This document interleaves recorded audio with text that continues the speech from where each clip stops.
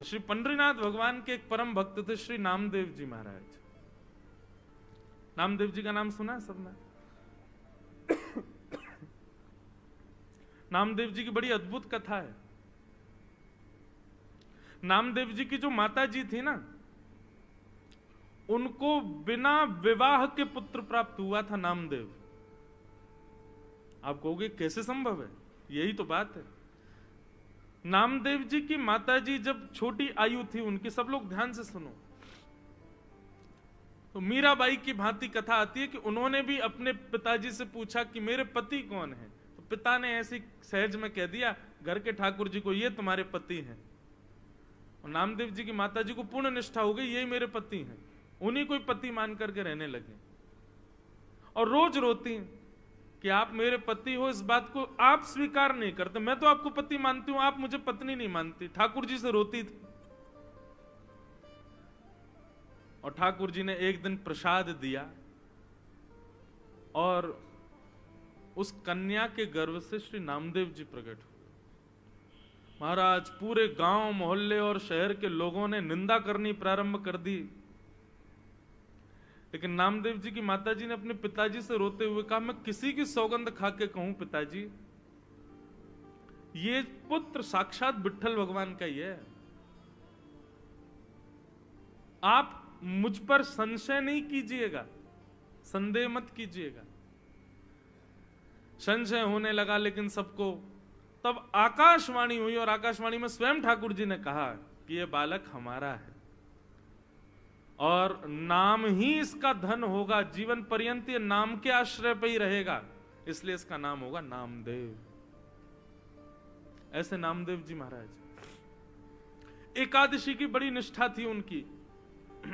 अच्छा, एक बात और कहूं बंधुओं, आपने यदि कोई भगवत संबंधी नियम चालू करने का मन बनाया है कि कल से मैं ऐसा करूंगा, कल से मैं रोज तिलक लगाऊंगा, या कल से मैं रोज ठाकुर जी की सेवा करूंगा, कल से रोज 108 तुलसी अर्पित करूंगा, या हर हफ्ते में एक दिन ठाकुर जी को अन्नकूट करूंगा, ये जो भी आपने अगर कोई नियम बनाने का मन बनाया, तो उस नियम को तोड़ने की पूरी जिम्मेवारी ठाकुर जी लेते हैं। बोले अच्छा, तो चलो हम तोड़वाएंगे। और किसी ना किसी रूप में वो नियम तोड़वाते ही हैं, इसलिए घबराना नहीं। आप जैसे ही संकल्पबद्ध होगे कि मुझे एकादशी रखनी है, अगली एकादशी पे ही देख लेना ऐसा कुछ होगा कि आप अन्न खाने पर मजबूर हो जाओगे। तब समझ जाना, बारे ठाकुर जी आपने ये किया लेकिन हम खाएंगे ही नहीं। आप अपनी स्थिति से हटना नहीं बस। तो नामदेव जी, एकादशी की बड़ी निष्ठा थी उनकी, समस्त वैष्णवों की होती है। एक दिन भगवान ने नामदेव जी की परीक्षा लेने के लिए एक वृद्ध ब्राह्मण का रूप धारण किया। लाठी लिए महाराज, हाथ कांप रहे हैं, पैर चल नहीं पा रहे हैं, लुढ़क रहे हैं कभी इधर उधर। इस स्थिति में श्री नामदेव जी के घर ठाकुर जी पहुंच गए। नामदेव जी ने जैसी देखा कोई संत पधारे हैं, ओ महाराज जाकर के संभाला उनको, जय हो जय हो जय हो महाराज, आपको बारंबार प्रणाम। क्या हुआ? बोले अरे क्या बताऊं, 10 दिन हो गए मैंने भोजन नहीं किया है, मेरी स्थिति बहुत खराब हो गई है, मुझे अपने घर ले चलो, कुछ पवा दो मुझको। नामदेव जी तुरंत उनको अपने घर लेकर के आए, आसन पर सुंदर बिठाया, चरण आदि धोए। बोले ये सब मत करो भैया, मेरे भूख के कारण प्राण निकल रहे, जल्दी भोजन कराओ। नामदेव जी बोले भगवान आज एकादशी है, तो आप कहें तो मैं दूध पिला दूं। नहीं नहीं नहीं, दूध, तुम कैसी बात करो, भूख लग रही है मुझको रोटी सब्जी की, तुम मुझे दूध की बात कर रहे हो। ठाकुर जी परीक्षा ले रहे हैं नामदेव जी की, ब्राह्मण के रूप में आए। नामदेव जी बोले तो फल खा लीजिए। बोले फल खा लूंगा तो मुझे जुकाम हो रहा है, मैं फल नहीं खा सकता, मैं बीमार हो जाऊंगा, डॉक्टरों ने मना किया, वैद्यों ने मना किया है। नामदेव जी बोले तो फिर क्या आपको अर्पित करूं बताओ? बोले दाल भात बनवाओ, दाल भात बनवाओ, रोटी सब्जी बनवाओ, जल्दी वही पाऊंगा। नामदेव जी बोले क्षमा करें भगवान, द्वादशी तक प्रतीक्षा करनी पड़ेगी, अभी एकादशी चल रही है, आपको मैं अन्न नहीं खवा सकता। ब्राह्मण बोलने लगा मेरे प्राण निकल जाएंगे, मैं मर जाऊंगा अभी यहीं पर। अरे भैया, और शास्त्र भी आज्ञा करते हैं 90 वर्ष की ऊपर की आयु वाला नहीं भी करे तो चलता है। मेरी 90 के आसपास की उम्र है, अब कोई बात नहीं ना, आप हमको भोजन करा दो। नामदेव जी बोले भैया क्षमा करें, ना हम खाएंगे ना हम खाने देंगे, ये एकादशी का नियम है, ये तो करना पड़ेगा आपको। बोले मेरे प्राण निकल जाएंगे, मर जाऊंगा, तुमको अच्छा लगेगा? तुम्हारे घर पर आकर के कोई ब्राह्मण भूखा मर जाए? नामदेव जी बोले मरना तो एक दिन है ही, आज एकादशी, आज ही चले जाओ, इससे बढ़िया दिन क्या होगा। ब्राह्मण ने महाराज चिल्ला चिल्ला करके मोहल्ले वाले बुला लिए सारे। बोले देखो ये नामदेव अपने आप को बहुत बड़ा भक्त कहता है, पूरे पंढरपुर में इसके चर्चे होते हैं, ये भक्त है, देखो ये क्या कर रहा है। सबने कहा भैया क्या हो गया? नामदेव जी बोले आज एकादशी है, ये 10 दिन के भूखे हैं, कह रहे हैं भोजन कराओ, हम कह रहे हैं एकादशी है, द्वादशी तक प्रतीक्षा करो, और पाना है तो फल पालो, दूध पी लो। पड़ोसियों ने भी कहा नामदेव जी आप करो ना एकादशी, उनको क्यों करवा रहे हो जबरदस्ती, उनको बेचारों को दे दो जो भी है। नामदेव जी बोले क्षमा करो, मैं इनको अन्न नहीं दे सकता। अब तो मोहल्ले के लोग भी बुरा भला कहने लगे। बोले नामदेव ऐसी कौन सी भक्ति होती है कि तुम जबरदस्ती दूसरे के ऊपर थोप रहे हो कि करना ही पड़ेगा। सब लोग गए, महाराज जी आप चलो हमारे घर चलो, हम आपको बना के पवा देंगे। नामदेव जी सामने आ गए, बोले जाने भी नहीं दूंगा, मुझे पता चल जाए कि एकादशी और कोई अन्न खाने बैठ रहा तो मैं थाली उठा के भाग जाऊं, मैं नहीं खाने दूंगा।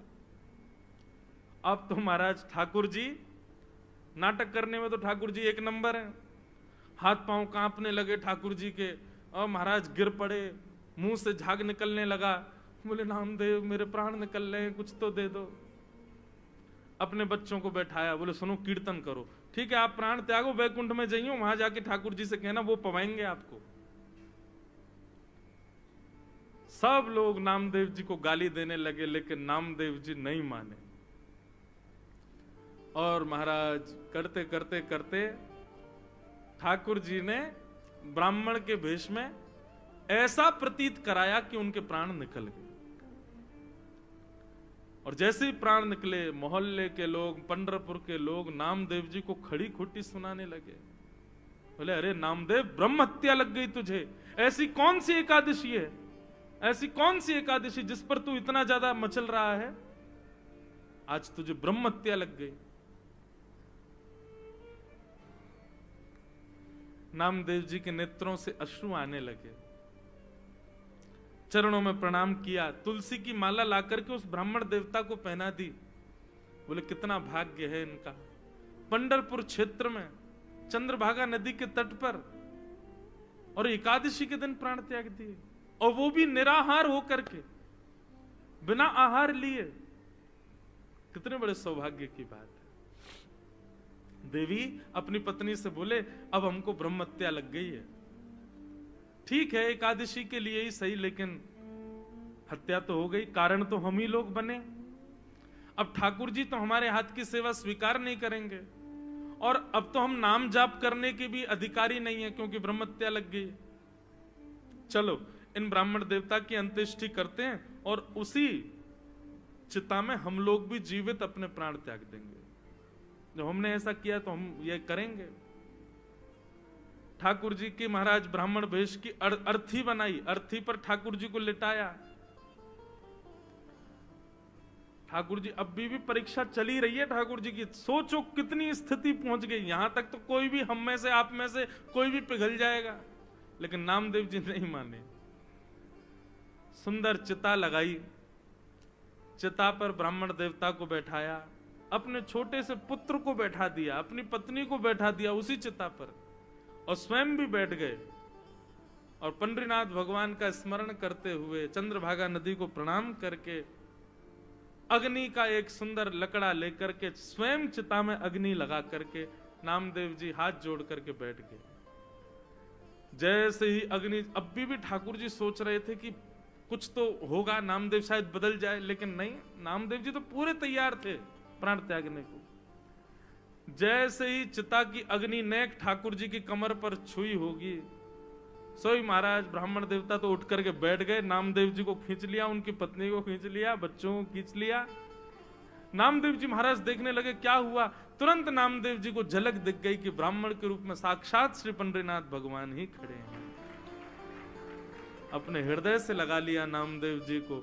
सब गांव के लोग इकट्ठे हो गए देखने के लिए, और जैसे ही हृदय से लगाया, ऐसा प्रतीत हुआ एक क्षण के लिए दर्शन दे करके ठाकुर जी वहां से अंतर्ध्यान हो गए। सब ढूंढने लगे ब्राह्मण कहां गया कहां गया। नामदेव जी ने बताया, बोले ब्राह्मण नहीं थे, श्री पंडरीनाथ ही आए थे और हमारी एकादशी की परीक्षा लेने आए थे।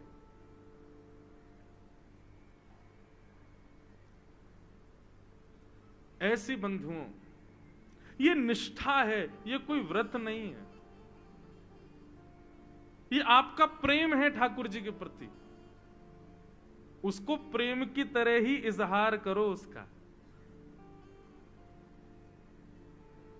नियम जब बन जाता है ना, तो वहां प्रेम नहीं रहता।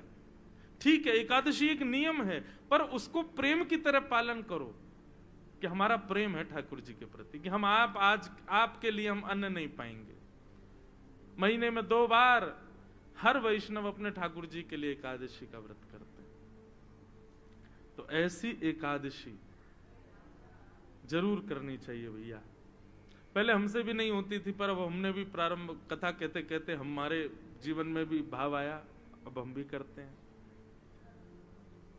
और एकादशी के दिन बंधुओं, भैया इनको बोल दो ना शांत हो जाए, हमारी कथा हो जाए, फिर बोलने। बोलो वृंदावन बिहारी लाल की। दूसरी बात एक और सुनिए बंधुओं, व्रत उस वस्तु का किया जाता है जिस वस्तु के बगैर आप रह नहीं सकते। प्राचीन काल में लोगों के पास में बहु साधन नहीं थे, केवल रोटी और सब्जी के लिए ही मानव जीता था।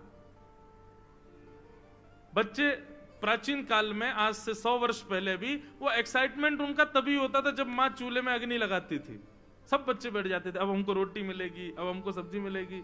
रोटी सब्जी ही साधन होता था, इसके अलावा करने को कुछ था ही नहीं। इसलिए प्राचीन काल में, प्राचीन भारत से या प्राचीन युगों से व्रत के रूप में अन्न का त्याग बताया गया। आज भी अन्न का त्याग ही व्रत है, पर मुझे ऐसा लगता है, ये शास्त्र की बात नहीं, ये मुझे ऐसा लगता है कि व्रत करना है तो उस वस्तु का करो जिसमें आप आसक्त हो। और आज की डेट में सबसे ज्यादा आसक्त व्यक्ति है इसके प्रति। इस बार की एकादशी तो ठीक है, अगली एकादशी, क्योंकि भोजन छोड़ना कोई बड़ी बात नहीं है आज की डेट में। मैं कितने घरों में जाता हूं, बच्चे पतले दुबले, मैंने कि माता जी इनको खिलाती क्यों नहीं, पूरे दिन फोन में लगा रहता है, खाता ही नहीं है, भूख ही नहीं लगती इसको। आजकल भोजन छोड़ना बड़ी बात नहीं है, 2-2 दिन भी लोग भूखे रह लेते हैं। आजकल बड़ी बात है 2 घंटे भी इसके बिना रहना। हम आपसे क्या कह रहे हैं, हम खुद व्यासपीठ पर लेके बैठे हैं, लेकिन हम तो इसलिए लेके बैठे हैं, बीच में कभी पद याद आ जाता है, वो पद सेव नहीं हो तो हम तुरंत निकाल करके फिर वो आपको सुनाना होता है, इसलिए हम रखते। बाकी रहता फ्लाइट मोड पे, और हमारा फोन किसी काम का है भी नहीं, जे हमारे पास रहता ही नहीं, औरों के पास ही रहता है। लेकिन फिर भी हूं तो मैं भी आप लोगों में से ही। एकादशी करनी है तो उस वस्तु की करो जिसके प्रति आपकी ज्यादा आसक्ति है। व्रत करना है तो उस वस्तु का करो जिसके प्रति आपका लगाव इतना है कि उसके बगैर आप रह ही नहीं पाते। और आज की डेट में इससे बड़ी एकादशी कोई नहीं। अगली एकादशी जितने बजे एकादशी तिथि प्रारंभ हो और जब तक द्वादशी ना आए, ब्राह्मण देवता से पूछ लेना कितने बजे एकादशी प्रारंभ होगी, इतने बजे हो रही है, और द्वादशी कब लगेगी, इतने बजे, उतनी देर फोन नहीं चलाना, तब आपकी एकादशी मानी जाएगी। मैं तो आजकल के युवाओं को यही बोलता हूं कि आप लोग अन्न वन्न तो कोई भी छोड़ लेगा, इसको छोड़ के दिखाओ।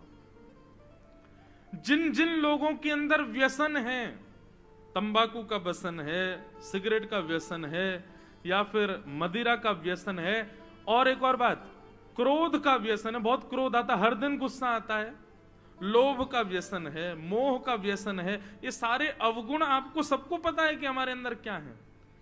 व्रत करना है तो अगली एकादशी